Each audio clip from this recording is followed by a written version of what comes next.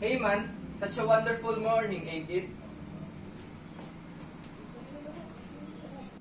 A wonderful morning indeed, and I'm about to go home, see my wife, maybe even try and go on vacation with her. That sounds nice. How about you? Got any plans? I haven't got any plans yet, but I guess I'll just maybe visit my old man back at home. Old guy's getting too old. Someone's gotta see him once in a while. Well, you say hello to your old man for me, would you?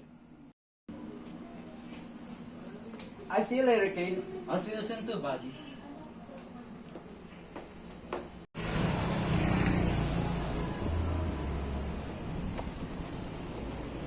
Don, I'm home!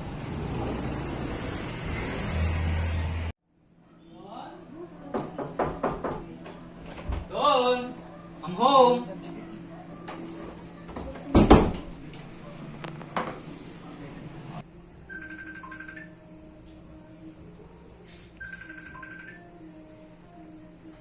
Hello, is this Cade Williams? Yes, may I ask who is this? I'm an officer at the MCPD, and just now I'd like to report to you, sir, that your wife, Dawn Williams, has been murdered. Is this a joke, officer? Or where is she now? I can assure you, sir, this is no joke. Just now she had been stabbed in the chest right in front of her colleagues. It would be best to have you right now, sir. I'll best explain everything when you get here. Okay, officer. Send me the address. I'm on my way now.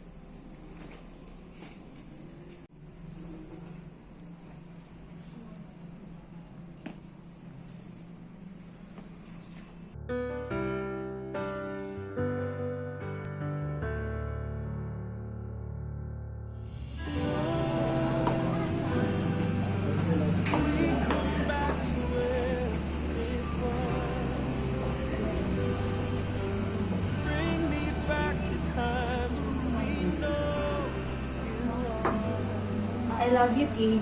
So do I, Don Williams.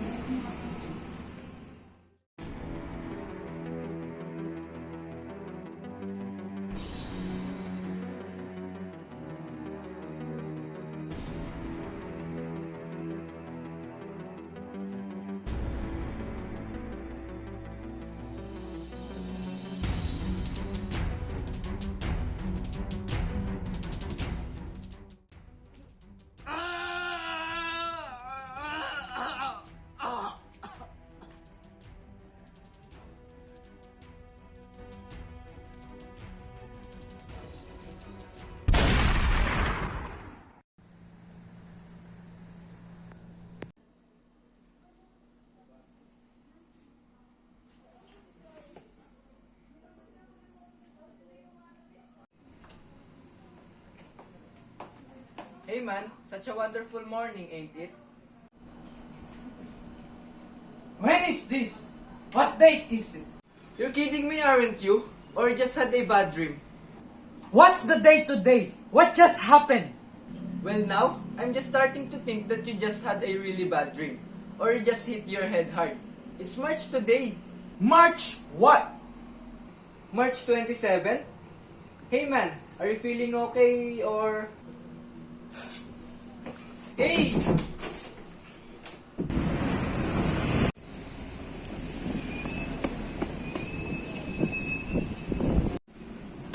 Don! Don!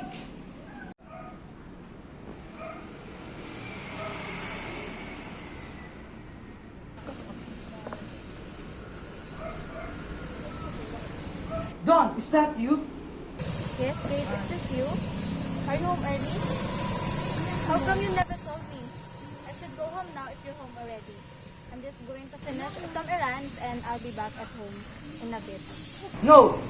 Wait, where are you? I'm here at the town with my colleague from work. Is something okay? Kate, are you okay? I don't know. Somehow I feel like it's all just a dream. I woke up from the same bed from 2 years ago when I came back. I'm still in the army. Just an hour or so ago, a group of strangers with masks tried to break in the house and stab me in the back. I thought I was dead, and then all of a sudden, I woke up in the bed back in the army. I think this is all a dream or just, What do you mean when you're still at the army? Did you quit? What house? What happened? Yeah, I did because... Don't stay where you are. Hold on, I'm coming. Why? What is up with you? It's not like someone's going to... Don! Don!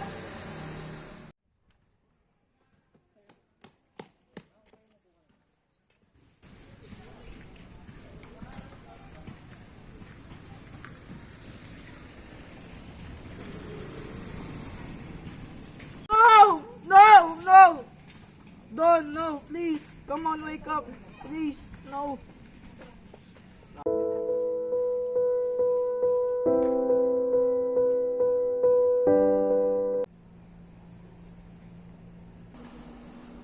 What the hell is this?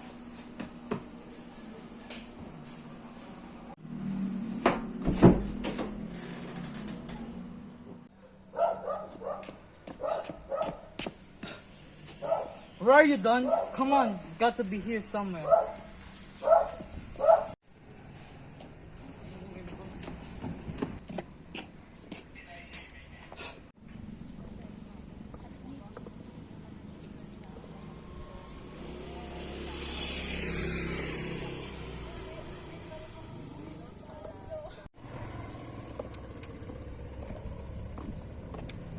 Kate?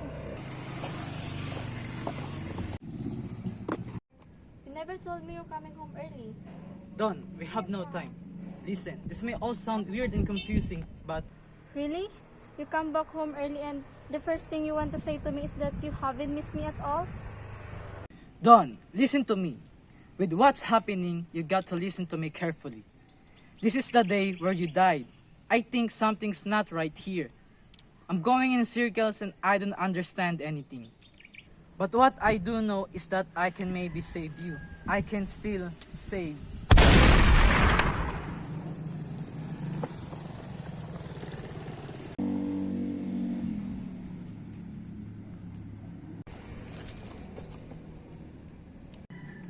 Kate, I feel cold. No! No! Not again! No, Don!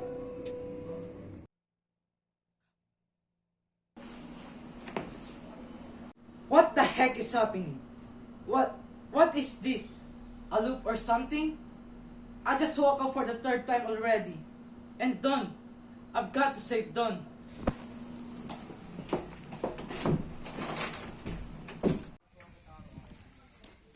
Don!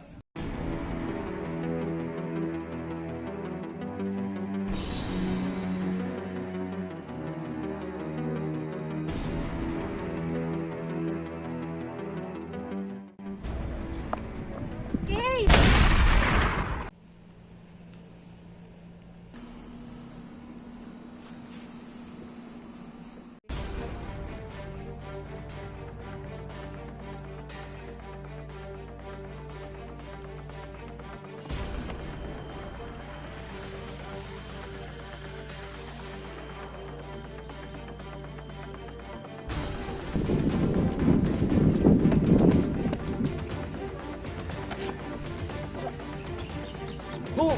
Who are you all?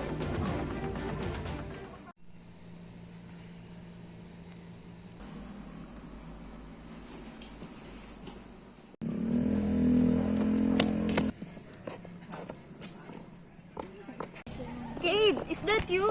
What's this? Just run and follow me.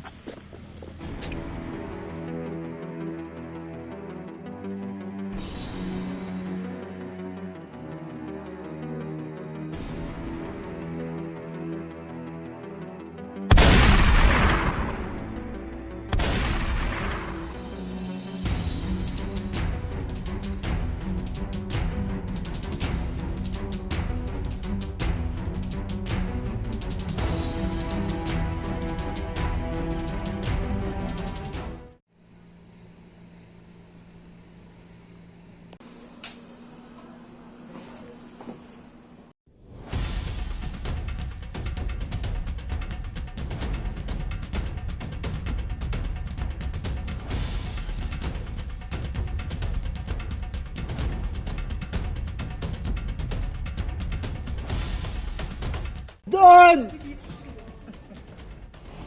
Cade!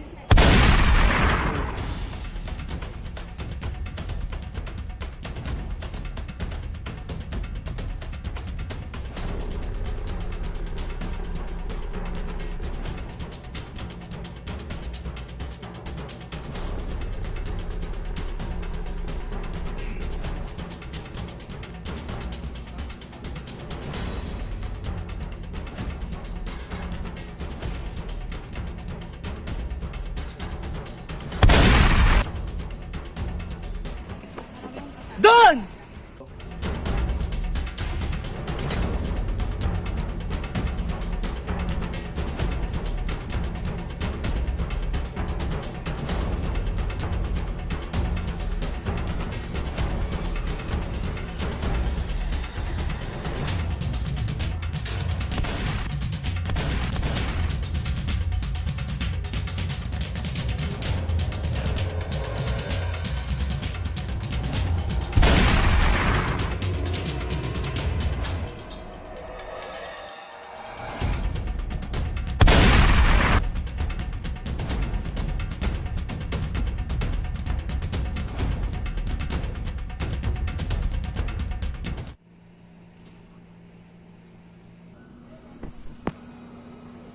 What if I died first?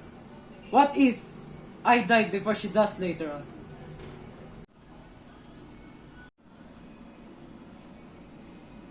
Come on, Don, pick up the phone. Cade, is this you? Are you coming home? I love you, Don. Cade, no!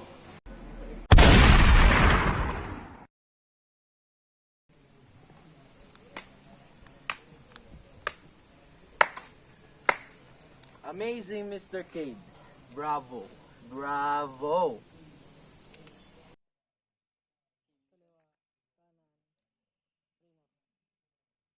Allow me to introduce myself, Mr. Cade. I'm Cobbin Stoll and I... Where am I? What is this? What date is it today? Answer me! I know you're a little bit confused, Mr. Cade, but I would like to explain everything to you. Just choose to lower the knife and we can talk about it. There's a truth here, Cade. Just lower the knife. Trust me, Cade.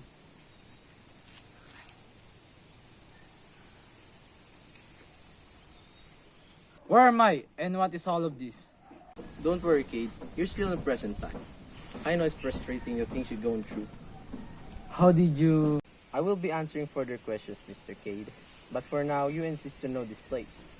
And what happened, right? You're at our old hideout. I know it must be a little crowded and little tight.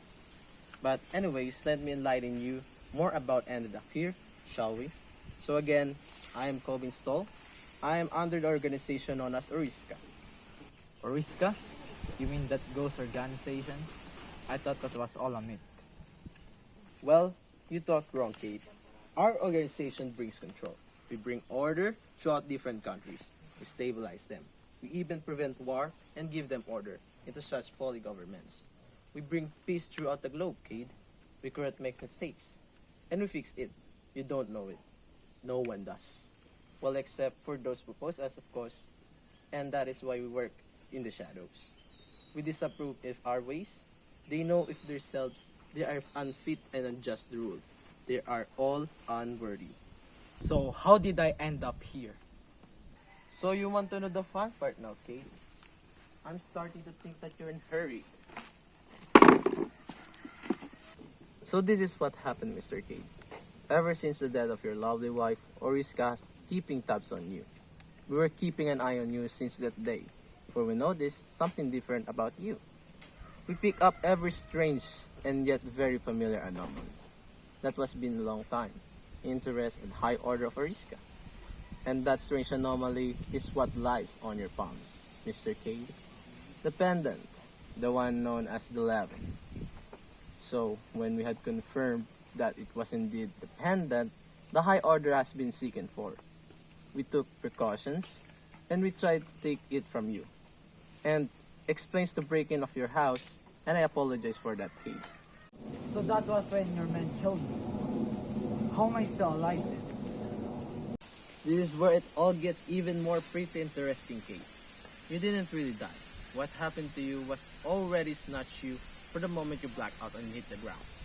Then we put you in this place, and you thought you died, but was only an illusion that we created within your feeble mind. Through the use of small amount of energy of the pendant, we did that because we wanted to know the pendant can do and what it could give us. But sadly, we only had an access to a very small amount of its powers. Why? The pendant requires a host, and that host is you, Mr. K. And only you have the access all of its abilities and all the mysteries.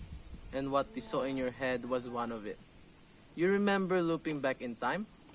That day, Dawn died. You tried saving her again and again, but only failing, whatever you do. You made the loop inside of your mind, Kate. You saw every possibilities, and you opened that mystery because of the loving, and because of your grief. You made a loop in your mind that allowed you to see whether you can change that day, whether you can save her. And yes, Kate, we saw all of it. Every scenario, every gunshot, every time your wife died. We saw all of it. We monitored and watched all of it. What now? I only saw it, but I didn't have a chance to change everything. Not this. Maybe this is just another dream. No. No. Oh, but it isn't just a dream. The loop was a map that the Lavin created in your head. Possibilities that the pendant allowed you to see. You see now why the High Order wants this artifact. It's because this pendant was once a legend myth. And now that it is here, I believe it. With this pendant, you can change the future, change the past, view alternate possibilities in time. And your wife's death was the rigid point in time. An unbendable event which it cannot be changed. That's why you failed again and again and again. But you saw it. So what? A rigid point is an event that cannot be altered. But it also has a fracture. A fracture in which it allows you to change it, to bend it. And you saw it. You saw it. You saw how can you save Dawn. The moment you took a bullet in your head, ending your life before she died. That's how you save her, at the cost of your own life. So you mean I could still save her? That it's possible? You can, Mr. K, but only by learning how to travel back in time. Would allow you do it? The Lavin grants you these abilities, but you need time to learn. What is this? Get me out of here! I can save my wife! I can change it! Please, Mr. Kid, I'm explaining everything to you. Only with our help would you be able to unlock every secrets and every abilities of the Lavin. The Riska wants the pendant, right? Then let me go back. Just let me save her. Let me think of something. I just need to save her. I have to! Let me ask you this, Kid. Are you really giving up your life and the pendant for one life? Would you could save millions, even billions of lives? With that pendant, you can foresee the future, even prevent disasters, catastrophes, world-ending events. You can even give order, Kate. You can end wars. Look at all the possibilities. Look at all that we can accomplish. Look at the bigger picture, Kate. You could control this world. You could choose whatever happened next. And you're going to throw it away with just saving your wife? One life over billions. Where's the math, Cade?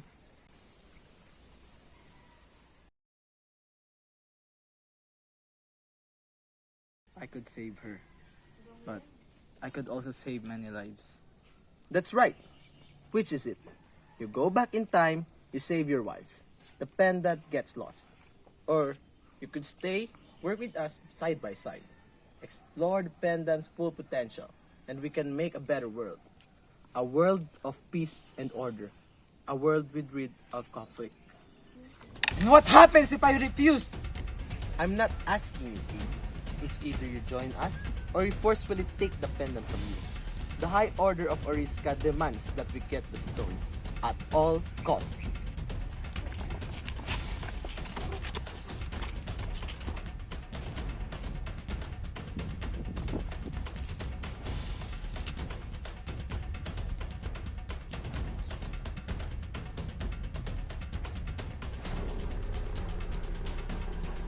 No! No!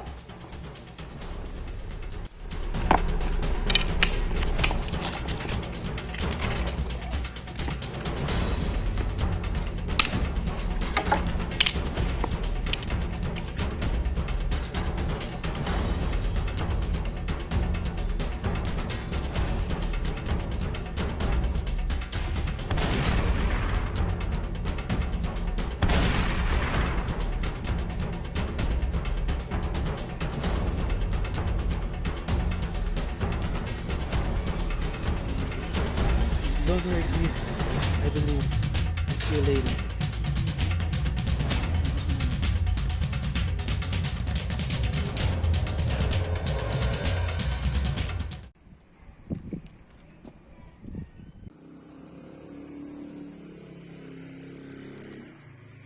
Gabe, is everything alright? You suddenly came here and I have no idea you were coming home early.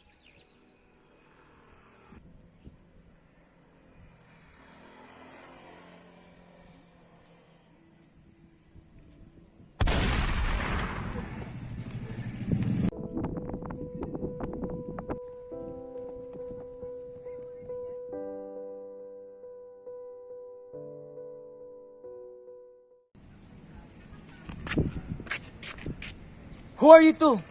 Are you both with Ariska? I'm afraid no. It is a pleasure to meet you, Gabe. I'm Aquina, the holder of the Silent Lobby. Namely, Hold on first. there's three of these things? I understand your confusion, kid. You're all new to this, so I'll tell you what I need to know. These pendants that we hold are not just ordinary pendants. Each of them hold unique powers and abilities. This pendant that I hold makes its host immortal. Blake's pendant allows him to travel to different timelines. So I'm not the only one. Now, your pendant allows you to see different futures and possibilities. You can even go back in time, in which you just did. You can also change the future, and most of all, you can see and know how to break a rigid point in a timeline. These stones go way back to the old days. They were once wielded by one man. But over time, he lost track of himself and he found that it was all too powerful for one man to hold. For altogether, these pendants grants the host access not just to this timeline, but to other multiple timelines that exist far beyond ours. That is why it needs to be separated. Wait, can I just breathe for a second? I just need to process all of these, cause it's been weird and very confusing and a tiring day. I'm still trying to comprehend what's going on. Yeah, it's weird, but you'll get over it. We are chosen, Kate. The Pendants chose us as its host so that we could protect it and the right flow of this timeline's future, so that everything could proceed in a right way. Many are trying to take hold of these things that we hold. Like the Ariska? Indeed, and there are many more just like them searching for these pendants, and they are not planning to use them for good. So now that the third pendant has been found and that it has chosen you as its host, will you join us in protecting the Lovin pendant and our timeline? It's not like I have much of a choice, right? Well then, welcome aboard, Kate.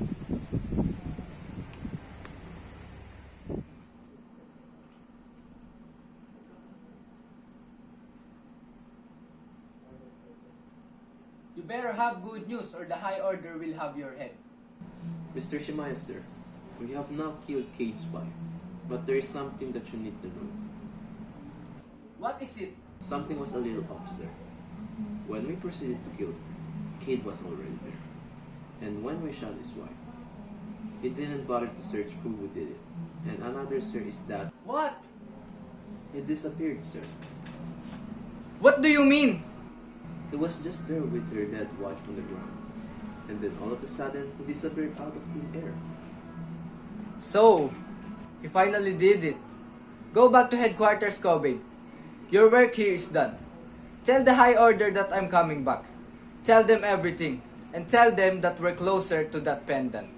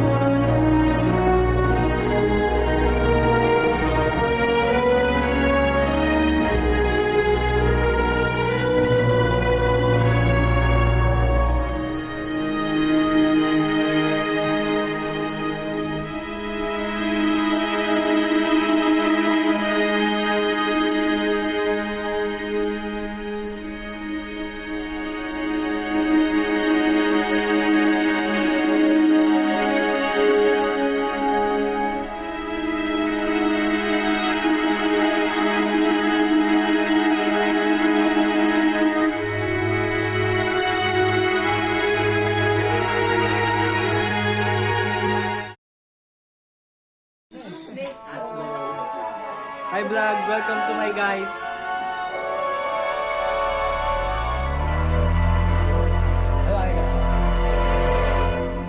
There's a common ocean, perpetual emotion, but I don't need the comfort of any life. I've seen the ending, and there's no ascending. Right.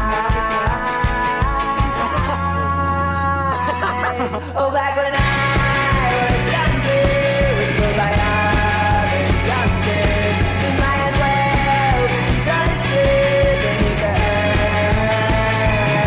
'Cause I don't see what they see when they're staring at me. I see the window, and it's a limit, but not at all.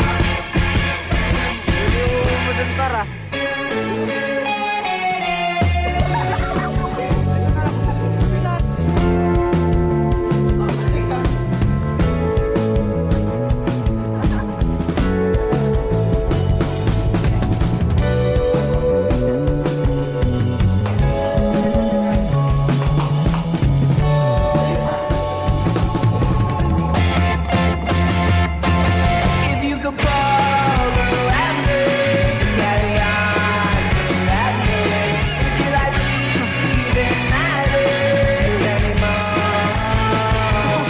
Sure, it's a common ocean, perpetual emotion. It's not what you signed up for.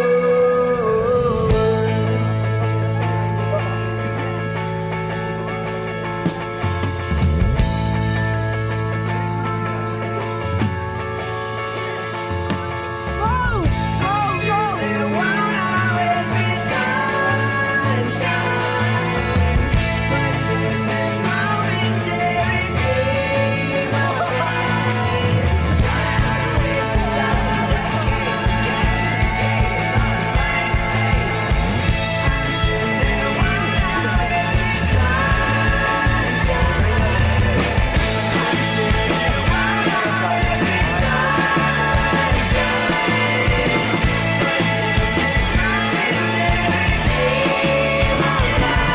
I could go across the ocean, look at all the ocean, let me drive in seconds, like a fire in seconds. You think you're rolling backwards, to levers, to common ocean, but it's a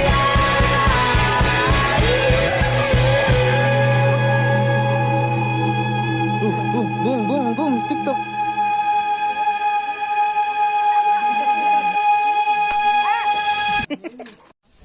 So guys, nandito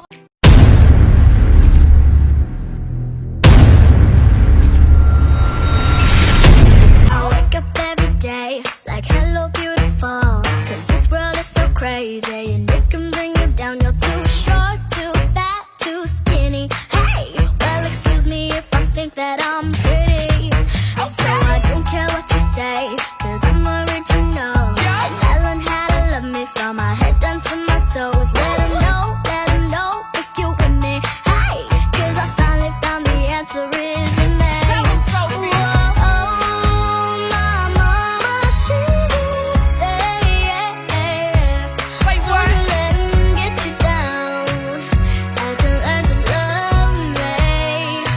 That's why I'm talking to the girl in the mirror. Whoa, like even if you're down, better get up. Whoa, 'cause every setback's just a setup. Whoa, for something just a little bit better.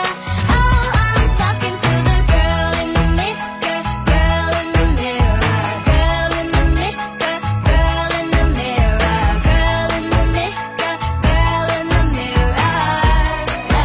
Tap your shoe, cross your leg, crank it up, Millie rock, side to side. We go block up, block up, block up. Tap your shoe, cross your leg, crank it up, Millie rock, side to side. We go whoop, whoop, whoop. Lean with it, dab with it, hit them folk now, stab with it. Nay, then you stop, then you hit the molly bob with it. Lean with it, stab with it. Hit them folk, now stab with it. Nay, then you stop, then you hit that molly bob with it. Lean with it, stab with it. Hit them folk, now stab with it. Nay, then you stop, then you hit that molly bob with it. Lean with it, stab with it. Hit them folk, now stab with it. Nay, then you stop, then you hit that molly bob with it. Stab.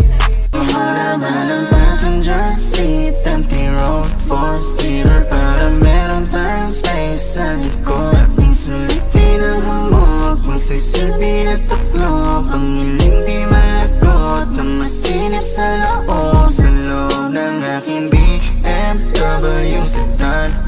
Fucking sa aking BMW sedan, ang hiling di Ela faz e a conta dela bate, bate, bate, bate, bate, bate, bate. Meu grave y no me faz toques, baby, dispara, que ya yo me puse el chaleco antibala. Ay, es que va a apretar, echando eso para acá, la nalga para atrás, tra, tra, tra, tra. Sayaw, sayaw.